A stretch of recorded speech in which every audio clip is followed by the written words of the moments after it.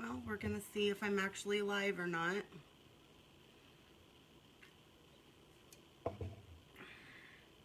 I may be a minute early too. Let's see.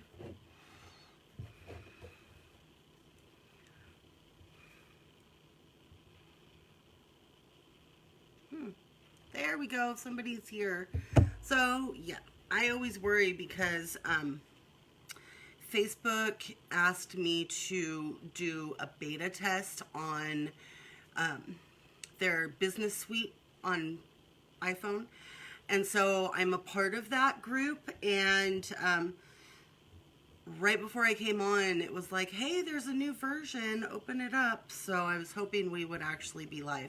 Hi, Pam. Hi, Amy. I think I saw Diana. So today, you guys, first of all, I just want to say I almost didn't come on today. I don't want to talk about it, but if you know, you know, and I just want to say thank you to all of you who know and left such kind words. I thank you very much. Okay, so we are going to talk about butter. Everything is better with butter, right? And butter. All right. So, oh, good, Diana. Then you're in the right place because that's exactly what we're going to talk about today. Listen, you guys, every time I do something like this, I finish the live and then I go, oh, I should have mentioned this, or oh, I should have mentioned that. So I spent the morning doing a long list of things I don't want to forget, and I guarantee you there's probably going to be a lot more that I do still forget. So if you have questions, please, this week of all weeks, make sure you're typing them in. If I don't catch them while I'm live, because sometimes Facebook's a little wonky, I do check afterwards to make sure I saw everybody's comments. Okay, so first of all, what is this stuff, right? So this is a compound that's kind of waxy. This is made from 4 different products, which I will tell you about. Hi, Vicky. This is a product that cures in 7 days. So it's one of our fastest curing products. It's oil-based. Now, if you guys use Dixie Belle, like Best Dang Wax, you know that it's a water-based product. And so after it's totally dry, you can top coat over it. This one you don't want to do that with, friends, okay? Because it's just not going to work. This is an oil-based product. So the Butta is made up of coconut oil. It's got hemp seed oil in it. It's got beeswax in it. And then it's got a kind of wax that I am going to absolutely slaughter the name. And you guys are probably all going to laugh at me. So from here on out, I'm going to call it palm wax. But it's actually carnauba wax. And that wax, it comes from palm trees that grow only in a few states in Brazil. And it's called the Brazilian palm. And it comes from the little palm fronds. And the great thing about this wax is when I started doing research on this wax, because we all know what coconut oil is and beeswax and hemp seed oil. But this one was, I wouldn't say it was new to me. I've heard it. Hi, Kim. I've heard it, but I wanted to know more about it so I could tell you guys. So I did a bunch of research. And they actually consider this the queen of waxes. The queen. With the name that I slaughter. So, palm wax. It is used for so much more than I thought. Okay, here we go. It's used in auto waxes. When you are flossing your teeth, that wax that's on it is, well, not this, is the carnauba wax. It's used as an instrument, floor, and furniture polish. But when they use it for that, they mix it with beeswax. Typically beeswax and turpentine. It is also the main ingredient in surfboard wax. So for all you hang 10 guys out there, they mix it with coconut oil and it is a surfboard wax. It is an ingredient in many cosmetics. Many cosmetics. They use it, and I don't have this one in my notes, but they use it in the pharmaceutical industry.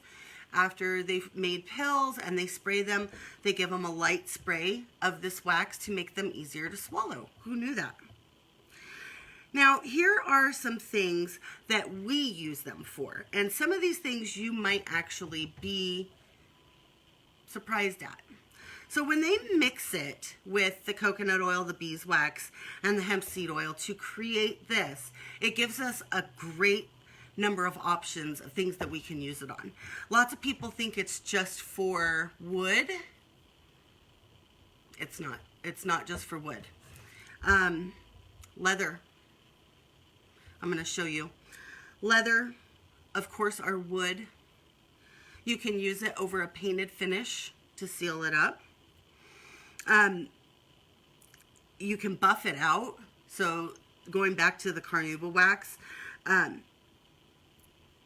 it's really strong and it buffs really well, but it kind of just wears down over time and dulls instead of flaking off like other waxes do. So this is a product that you do have to reapply over time, okay? That one wax is too brittle to be used by itself. So that's why they mix it with different things, so that you can use it for different purposes, like I'm going to talk about today.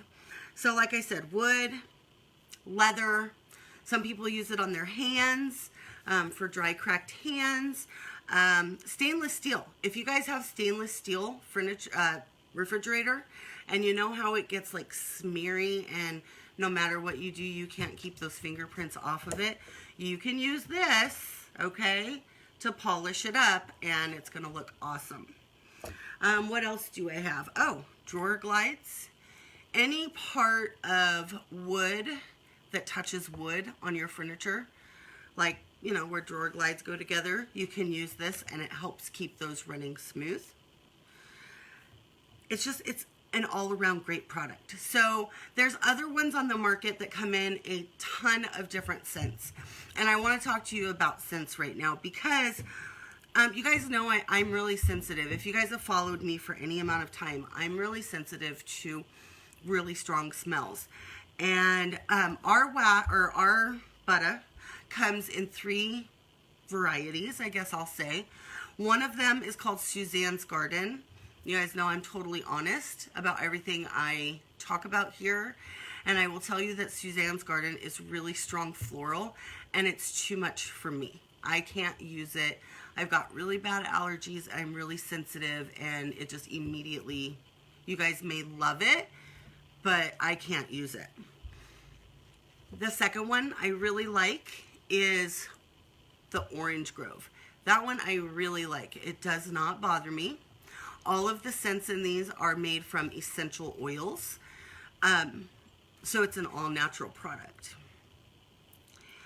The last variety, and this is the one I use the most, and you guys are going to be like, why? Why do you use that one?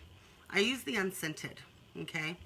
And the reason I do that is because I am sensitive. And if I am doing something I'm going to sell, I don't know who it's going to.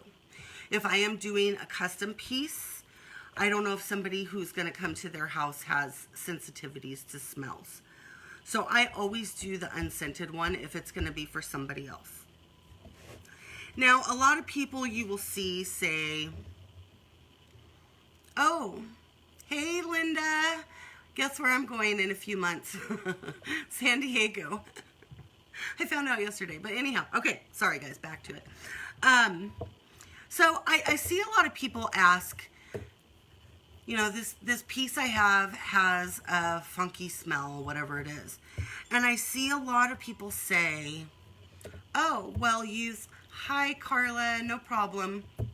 I see a lot of people say, well, use the Butta. And I'm going to tell you that while it will cover up the smell for a while, this is one of those things that has to be reapplied. So if you're covering up smells to sell to somebody or to give to somebody or as a custom with this, it will wear off in time. okay? So deal with the actual smell instead of covering it up. I know that's probably not what a lot of you want to hear, but again, you know I'm 100% honest. That's just the way it is. So I always use the unscented one, all right? So I'm going to show you guys how to apply it, and I'm going to show you what it does on a couple of different pieces here. So I'm going to tilt the camera down, all right? Hold on, here it comes. Let's see if we can get it. Let's get you guys. There we go. Okay, so this is, I went picking, and you guys, I gotta tell you, I posted a picture of some kind of contraption on my page because I had no idea what it was. And you guys figured it out for me, and I'm very grateful. In that same pick, I got this cool little little cabinet thingy that has all these thin drawers, 1, 2, 3, and 4. Because I am last minute Lucy, and I thought I was so smart. I thought it was already like hours ago, and then I realized I didn't clean this out. The contraption, Carla, it's a tennis ball hopper, and you take it. Actually, I have it right here, but it's really big. So you take it on the court, and then you push it down onto the balls, and the balls go through here and just go right up in there. So it's a way to, this thing. So it's a way to pick up the tennis balls without having to bend over 500 times. So I really like that. Yeah, no, this is some kind of little printing thing. The top, there's 2 drawers like this, and then there's a drawer that is just cut into fourths, and then there's a drawer that's all by itself. Because I didn't clean this out, yeah, I don't know, Carla, I don't know what I'm going to do with that thing. I have no clue. Planter, maybe. Because I didn't clean this out, I'm just going to do the bottom, which I was able to clean pretty fast. Now, this actually does clean, but it's better to clean it first, let it dry completely, because this will pull off a lot of the dirt. But if it's really grimy, you're going to want to get that stuff off. I clean this not amazingly well, but enough for this because I'm doing the bottom of the drawer. So I actually apply this a couple of different ways.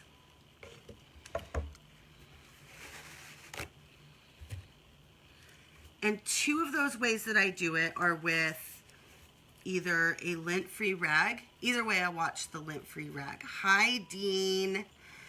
That's Danelle's dad, you guys. I always have the lint-free rag. Either way, I go. Yeah, Linda says it's good for a jewelry maker, small drawer thingy. Absolutely, that's what I was thinking. My daughter makes earrings, so I don't know, maybe I'll do it up for her.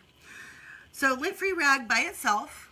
I also have like a small wax brush that I use. It's actually at my studio, and I will brush it on, and then I will still use the lint-free rag. Dixie Belle recommends just the lint-free rag. They're not saying anything else is bad, but that's just what their instructions say. So that's what I'm going to do today. And you know, you guys, I love my shop towels, right? So you just get a little bit. Now, I'm going to show you guys something here. This is a product that melts fairly easy.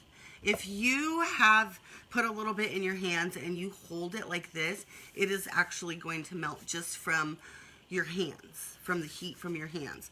Totally fine, totally normal, okay? So I think I'm going to do half of this. Let me get a little bit more.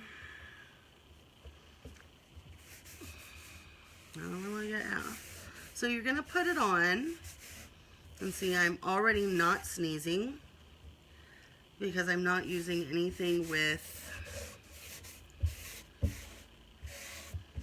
a lot of strong smell.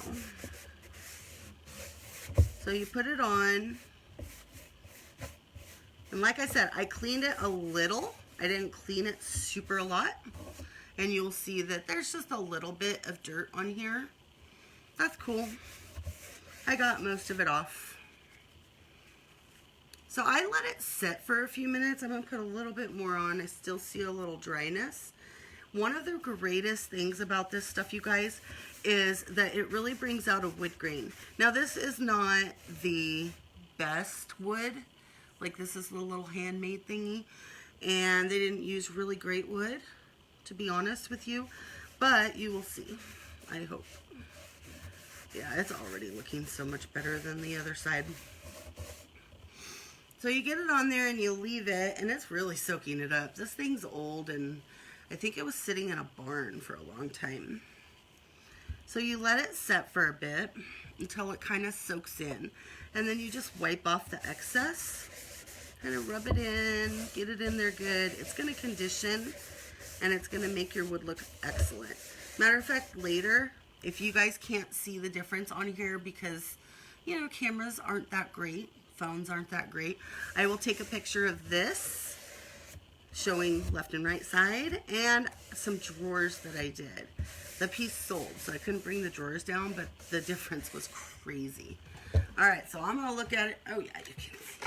I hope you guys can see that, but you can see right there, this side looks so much prettier than this side, and that's because I used the Butta on this side. And it conditioned it, and it made it nice and even looking. Now let me tell you, I've done insides of drawers that, you know how sometimes that darker wood inside of drawers kind of gets kind of a little bit cloudy. It's just with age. It's actually not in the finish. Maybe it's from finite scratches. I'm telling you what, guys, this takes those right out, okay? It just conditions it and makes it look absolutely beautiful. But this isn't the only thing that we can use this on, okay? Excuse me. All right, so the next thing, let me make sure I'm getting the right one. I know she's going to want me to do both of them. Did I get the right one? Yes. All right, so this is my daughter's boot. Okay, and I'm not sure, like, she's like, oh, Mom, look at all these scratches. And there's not that many, but you guys can see on the toe. Let's see. See how that's all, yeah. So we're going to make that look pretty again.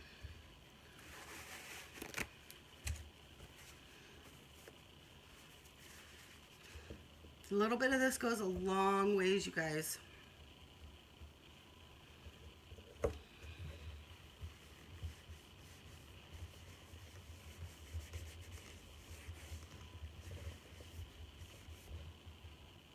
What scratches?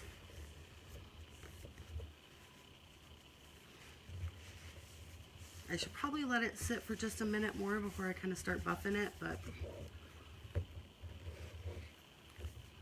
what scratches? They're going. So these are really, this is a really good product to do your old boots with, your old purses that have those scuffs. It makes them look a lot better. Pam asked if you need to remove it, do you use mineral spirits? Yes, ma'am. Yes, ma'am. You sure do. Anything that's oil-based, you want to use mineral spirits to take it off. So, yeah, I mean, couches, recliners, you can use it. Anything that's leather, okay? Anything that's vinyl, it will make vinyl look really good, too. Last... Well, it fell all the way. Hold on. Now this, you guys, is filthy. Filthy. Literally 2 minutes before I went live, I saw this sitting over in a corner and I thought, oh my gosh, I should see what it does for that. So that's what we're going to do, okay? And I just want to show you what this is. If I can get it open, because it's got these funky little locking drawer thingies. In case you're curious, it's just like an old, like an engineer's set. Oh, I could totally use that stuff on the inside. So it's got all of these, you know, little like compasses and stuff. I found it in a storage unit years ago when I used to do that, and I thought it was so cool that I never got rid of it. And it's got all these little leads. So anyhow, I'm just going to set that aside because, and it's leather too. Gosh, I could do this whole thing. Oh, that's exciting. So we're going to close this up because I don't know what it's going to do on the outside here, okay? The reason is this is a leather case. Yeah, a drafting set. You're right, Linda. You're right. I couldn't think of the word. So this is a leather case, but you'll notice on these edges here, it's in a really bad shape. And let me tell you, friends, this stuff is great, but it's not going to fix that, okay? Just being real with you. It's not going to fix that. Sorry, I heard a noise outside. All right, so here we go. And it's super hot here today, so if I start complaining, it's because it's super hot. So let's see if this even makes it look a little bit better. Oh, wait, friends. There's writing on this. I mean, I could see it a little bit, but now I can see it a lot. Oh yeah, it's cleaning this. I should have cleaned it first, but that's all right because we're pulling a lot of the dirt off anyway.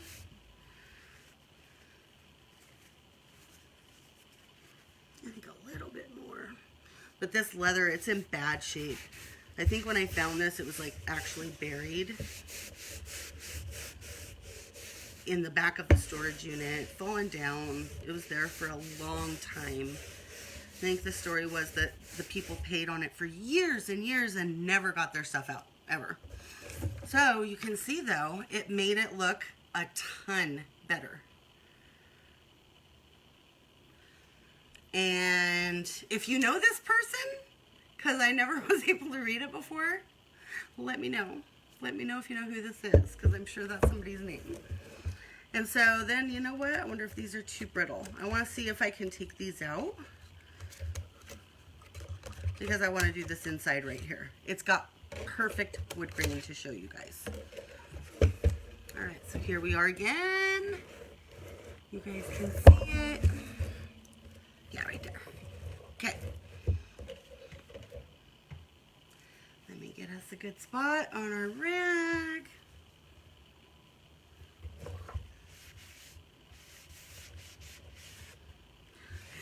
It's even got cobwebs in it. Oh boy, you guys. Some of the things I do for you. If there was a spider in here, we would not be having this discussion right now.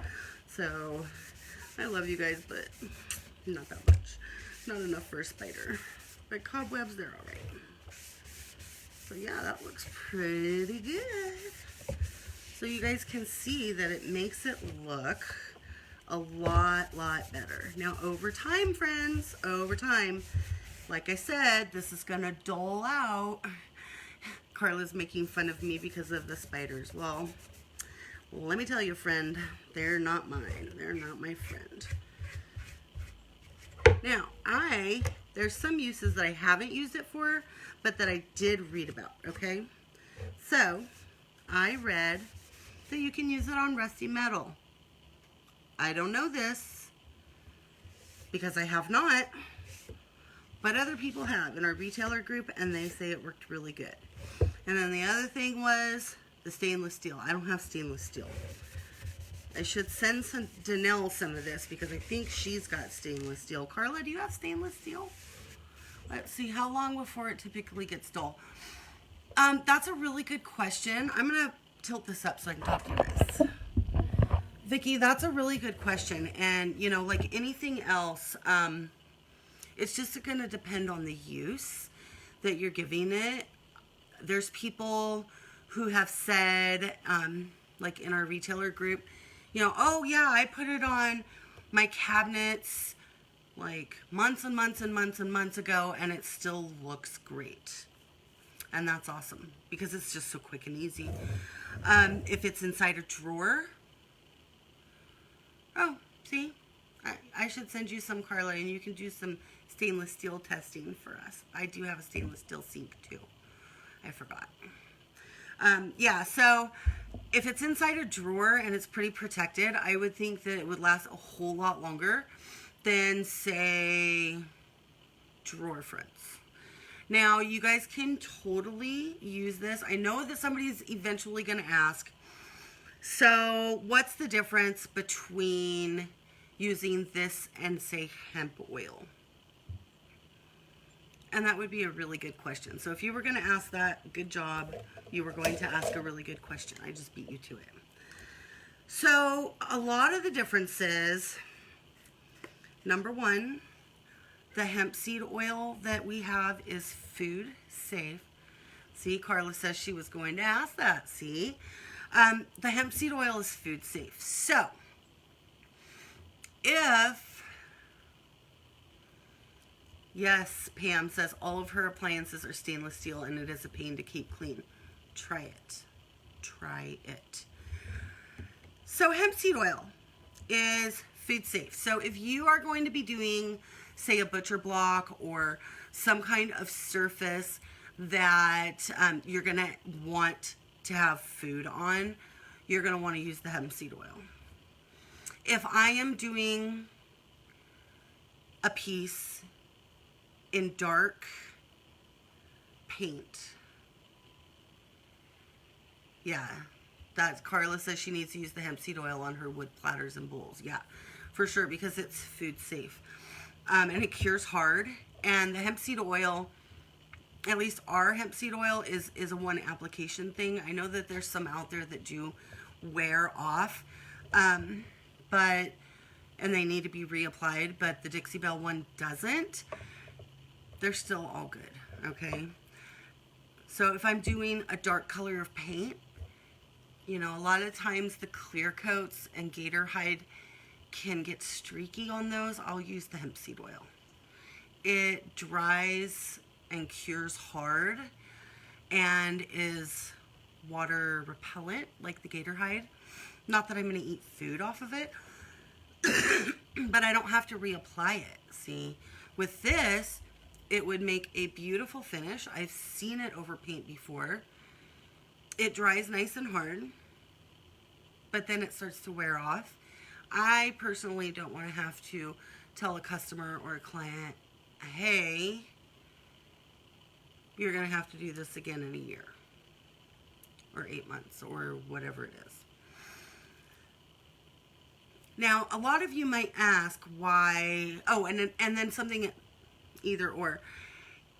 I would use this over hemp oil on any parts in my dresser or desk or whatever it is where there's wood on wood contact. So when I get this little box thing, sorry guys, my allergies are hurting. When I get this little box thing done, the bays where these go in, there's nothing there. You know, they're just little holes that you slide these into. It's definitely wood on wood contact. So I will be doing all of those with this. Inside drawers, I use this. But this is not food safe. Yes, it is all natural, but it is not food safe. And I'm thinking that that's because of the essential oils that they use. And then the hemp oil is food safe. And, you know, it's kind of funny because the other day somebody was like, no, don't use this or that.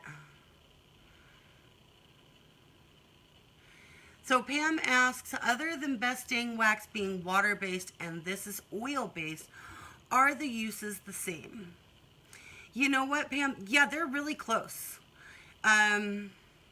This, like I said, has a lower melting point than the best dang wax. So if you put wax in your hand like this, it wouldn't liquefy as much as this does. Since this is oil-based, you can't top coat over it. So, you know, there's that. The best dang wax comes in different colors, but you can apply both. You can white back both. You can buff both. So yeah, that's all the same. If I'm doing an entire piece and I was going to wax, and y'all know that I'm too lazy to wax, I don't like it, but if I was going to do that, I would pick the best dang wax.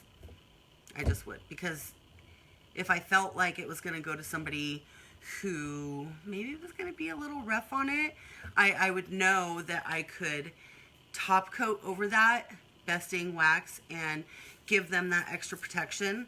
And then I'm not wondering, oof, have they messed it up yet? You know, because I worry about those things. I've never had anybody come back and say, oh, your finish failed. But of course, I don't ever want anybody to come back and say that. So I'm really particular about what I use. But somebody the other day was talking about not using something because it had chemicals in it. And I just wanted to tell you that an apple has 22 reactive chemicals, I'll say, and probably hundreds more non-reactive chemicals. Chemicals. So everything has chemicals, friends. Everything is made up of chemicals. So if somebody tells you, hey, don't use that because it has chemicals in it, they probably mean bad chemicals, but, you know, I just want, this has chemicals in it. It's not food safe. Hemp oil, it has chemicals in it, and it's food safe. So I just want to put that out there because it just drives me nuts when people say that. So, you know, that's about it, you guys. I just wanted to tell you I did get a huge Prima restock in. A lot of you have been asking me for that A1 paper that has like the lady that's like a ballerina from the back and you can see her tutu and stuff. Or no, maybe it's some kind of dress she's wearing. It's yellow and it's got purple on it. Anyhow, that's back in stock. It was out of stock for a very long time. I have that back in stock now. So if you guys don't have any other questions, I'll wait just a minute. I'll take a drink.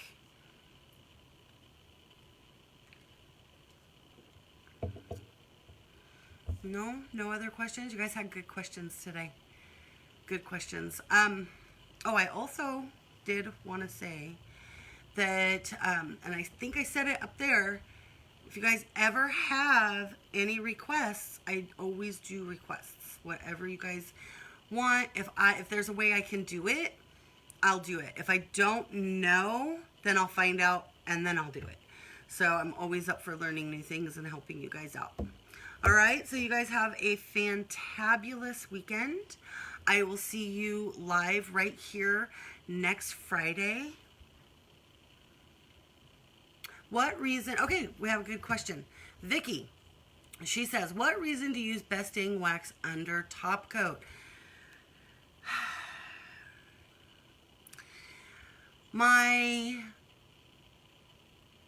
I try, Linda. Thank you. So my first thought answer, Vicky, is I ask the same question.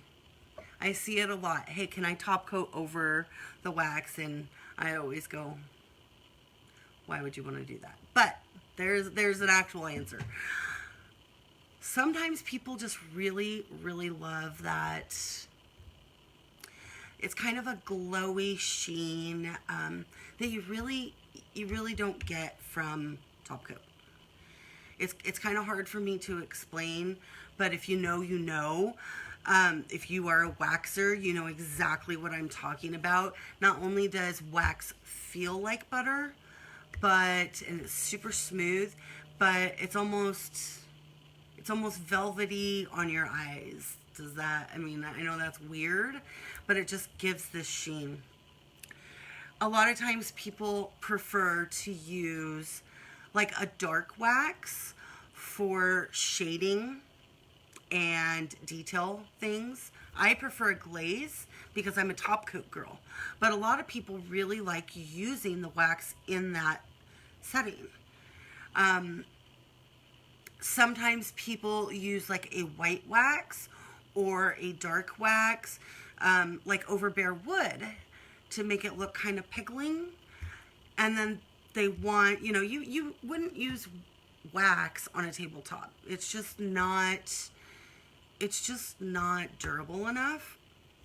But people like to use that wax, so they'll put it on and then they'll let it dry and then they'll top coat over it. And it works, and it's a personal preference thing. Like I said, I told you guys earlier, I'm too lazy to wax. Like, I don't want to be doing that.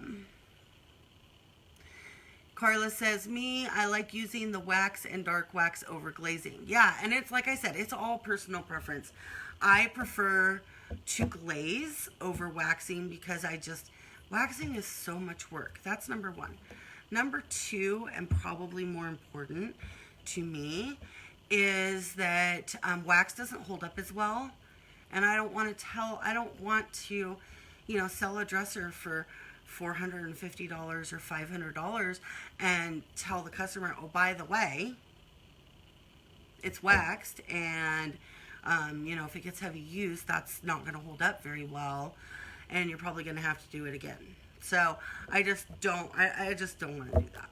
I think that for that much money, they should get a finish that is going to withstand that. So that's just me. Maybe that's just an excuse for me to be lazy. I don't know. But so anyhow, yes, that is why. And you're very welcome.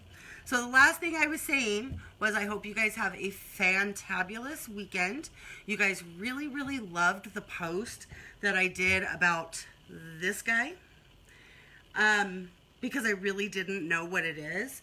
And so I think I might be on the lookout for some more stuff like that, because it was a lot of fun to see what your guys' guesses were. And I'll probably be posting like that more regularly on my page so that you guys can do more guesses, because that made my day watching that. So keep an eye out on those. Okay?